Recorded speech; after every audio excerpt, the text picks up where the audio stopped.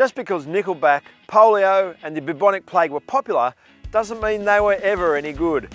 And that adage has applied to the Toyota Corolla for way too long. This all-new 12th generation model, however, promises to be so much more than a dull, reliable appliance. This time, Corolla might actually be king of its class.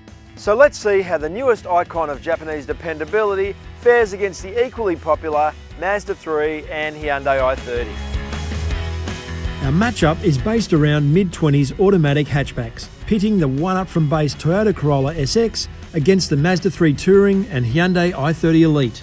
You can have the Mazda for $26,490 before on-road costs, or the Toyota for $400 more, or the well-equipped Hyundai for just shy of an extra grand beyond that. But only Toyota gives you the option of a hybrid drivetrain for just $1,500, and that's what we're testing here, a Corolla SX Hybrid for $28,370. All three hatches boast active safety gear that includes autonomous emergency braking, collision alert, blind spot monitoring and rear view cameras.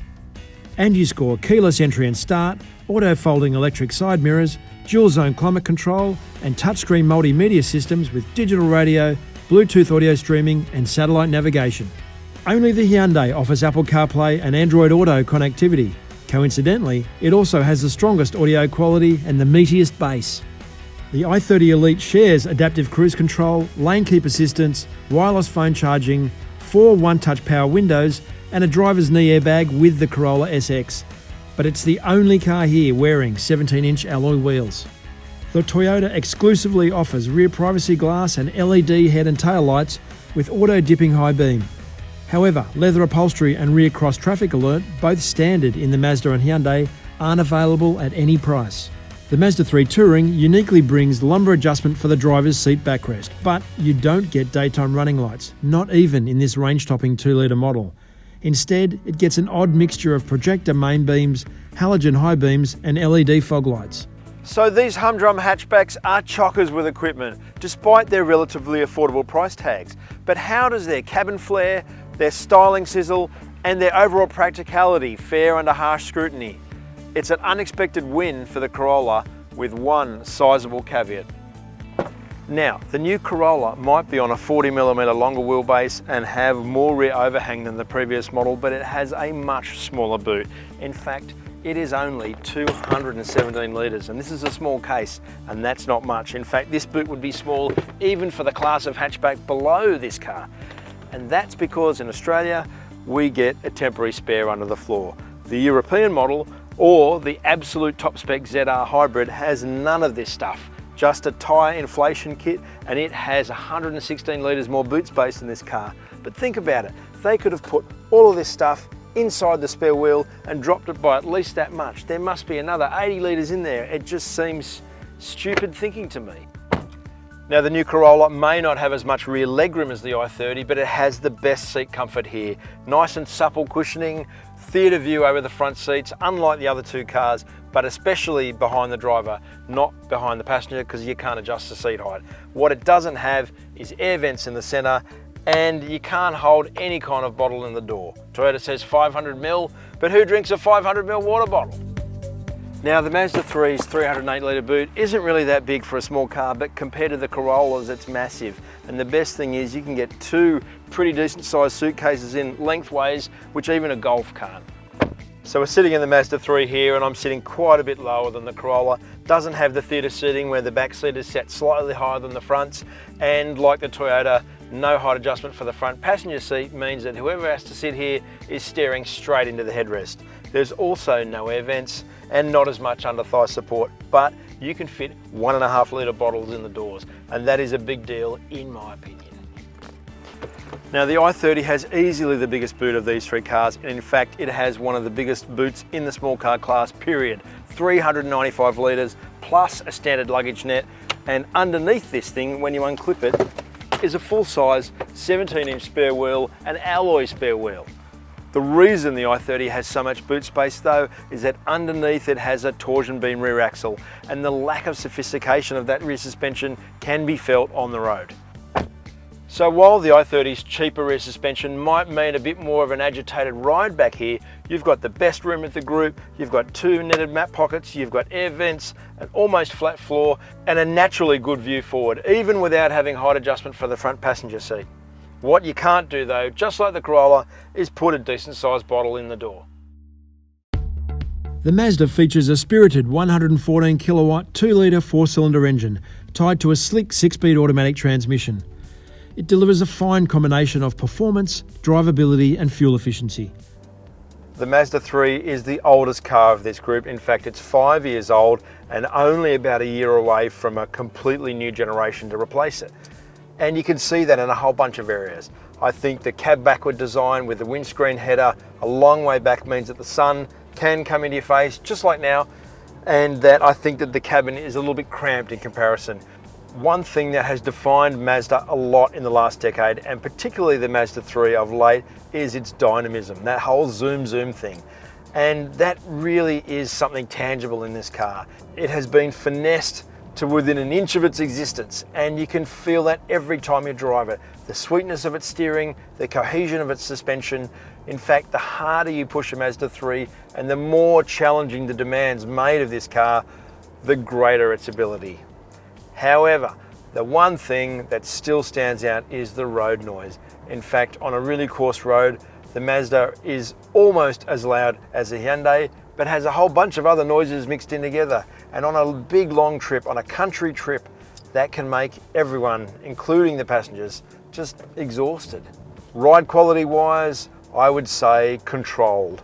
This car is not supple like the Toyota, but it is still comfortable. It's better controlled than the Hyundai. Having a multi-link independent rear suspension really does show benefits across really bumpy roads. So while on the engineering side, the Mazda 3 is beautifully polished, it's other details in the car that are really starting to show its age. It doesn't have daytime running lights, and this is the top spec 2-litre model. It only has one auto up down window, and it doesn't matter how much tinsel you put in this interior, it still just doesn't look special enough. The Hyundai's 2-litre 4-cylinder has slightly more power than the Mazda at 120 kilowatts, but not as much bottom-end torque, and its 6-speed automatic often second-guesses which gear it should be in. It's also louder than the Mazda, though delivers almost identical performance and economy. Now, the i30 was the hatch that finally took Hyundai from being boring and crap to something really quite competitive, and this is the 3rd generation of that, and I think everyone would agree that this is a handsome car.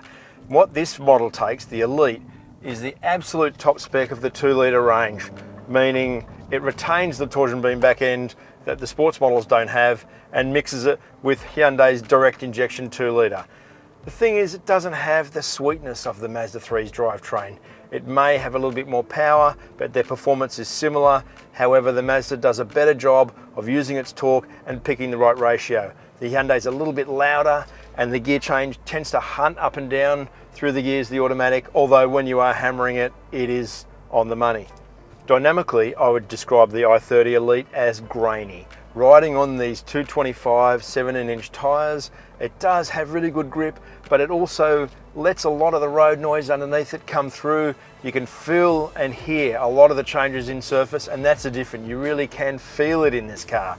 And when you're cornering it, the steering weighting is a little bit too heavy, the front end seems to fall over a little bit, and the back end doesn't really help the overall balance of the car. In other words, it just isn't as sweet as the combination in the Mazda and the Toyota. But for most people, most of the time, the i30 is a really agreeable car. And for a Hyundai, a car and a brand that used to be maligned by people, it's something to be celebrated. With just 90 kilowatts in total system output, the hybrid engine Toyota lags some way behind its rivals when it comes to highway performance. You feel like you're trying harder in the Corolla for a similar outcome, yet its fuel efficiency absolutely smashes it out of the park, averaging just 4.1 litres per 100 kilometres on our hugely varied test loop. In fact, the Corolla hybrid used almost 50% less fuel than the Hyundai and Mazda.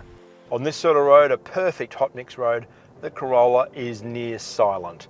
That's one of the overriding things about this car, the sophistication of it, the quietness of it, the suppleness of its seats, the fluidity of its handling, the crispness of its steering, its balance, you name it. Like, this Corolla is, just like the new Camry, a real surprise. The ride in this new generation Corolla is obvious the moment that you start driving it. The very first speed hump you drive over, it just eats it up. But the thing about the Corolla's quietness is that when it's on a country road, even these 16-inch Dunlops, which aren't a performance tyre, have a lot of road noise, and maybe that's because it is so quiet otherwise. It beautifully absorbs anything you throw at it, and I think the other part of that is these seats. They're possibly the same as in the CHR, but with cloth on them, unlike the leather and the other two. They're really supple, you sink into them, they're lounge-like, and they are lovely. And I love the driving position in this car too. You get this great view, big extended dash, extended roof line. It sort of covers you, but at the same time, it gives you an airiness to it. And the quality of this car's stereo is superb. In fact, it's on par with the i30s for that level of sound quality. And it's nice to know that you don't need to spend big bucks on a car to be able to crank your tunes.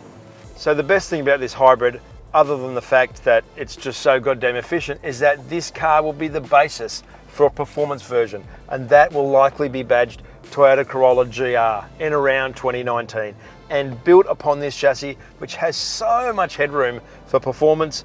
I reckon that car could be amazing. Now, this car here is a hybrid, and while the hybrid is exceptional in terms of its efficiency around town and its ease of driving on the motorway and out on country roads, it doesn't really have that much performance. In fact, I would go so far as to say that its overtaking punch seems invisible. The only way you notice that it's happening is by watching the speedo dial move up. The thing I love about this car the most though is its dynamic personality. Like, you can turn this car into a corner and it pivots like no Corolla before it. The best thing about Australia's 3 favourite hatches is that they're all good cars, but it's the Corolla that has come from nowhere to outshine its 2 fiercest rivals. It's Toyota's return to fun car, a terrific antidote to white goods on wheels boredom. The Corolla is now a proper soft rock classic. Soothing verse, seductive chorus, and a kick-ass bridge. I can't wait for the hot hatch version.